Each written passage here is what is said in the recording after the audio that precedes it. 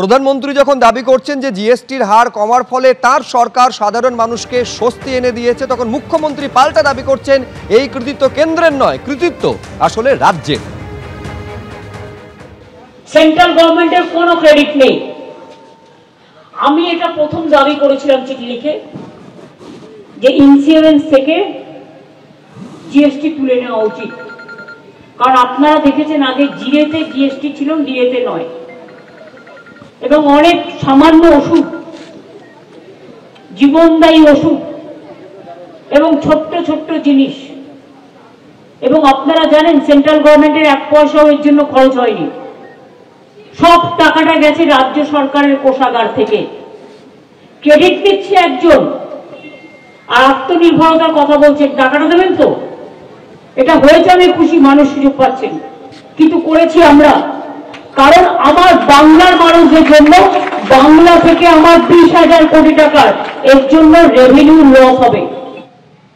স্বস্তি কিন্তু ইলেকট্রনিক্স জিনিসপত্রের ক্ষেত্রে দেখা যাচ্ছে, যেমন টিভি রয়েছে, যেমন এসি রয়েছে, এখানে কিন্তু জিএসটির স্বস্তি লক্ষ্য করা যাচ্ছে। একাধিক এইরকম ইলেকট্রনিক্স আইটেমস সেখানে স্বস্তি দেখা যাচ্ছে। দেখতে পাচ্ছেন 10% জিএসটি ছাড়, অর্থাৎ 28% থেকে কমে সেটা 18% হয়েছে।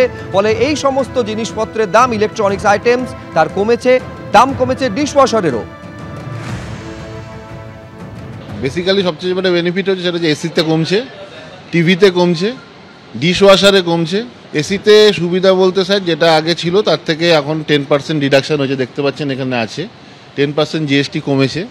মোটামুটি আপনি যদি ক্যালকুলেশন করেন কালকের ডেটের থেকে আজকের ডেটে এসির ভ্যালু মোটামুটি আপনার যে কোনো কোম্পানি, ধরুন এই এসিটার দাম ছিল 67,000 টাকা, এর ওপর 7.81% ক্যালকুলেশন মাইনাস হবে, মোটামুটি আপনার চলে আসবে এই এসিটার দাম 60,000 টাকার কাছাকাছি।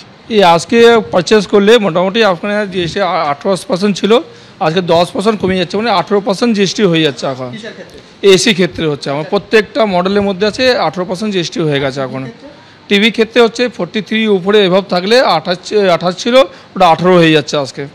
আজকে অনেকগুলো কাস্টমার এসছে আমাদের স্টোরের মধ্যে, অনেক বিলও হয়েছে, 5-6টা বিল এখন অবধি হয়ে গেছে, যেটা কাস্টমারগুলো ওয়েট করছিল, এতদিন দিয়ে ওয়েট করছিল। আজকে এসে 3-4টে বিল অলরেডি আমাদের হয়ে গেছে। জিএসটির হার কমানো হয়েছে, ফলে এখন বহু জিনিসের জিএসটি শূন্য হয়ে গেছে, বহু জিনিসের জিএসটি কমে গেছে। ফলে সহজেই এখন বাড়িও তৈরি করতে পারবে, নিজের স্বপ্ন পূরণ করতে পারবেন। আজকে ইটানগরের সভা থেকে এই নিয়ে ঠিক কি বলেছেন প্রধানমন্ত্রী দেখাবো আপনাদের। इनकम टैक्स घटाते गए।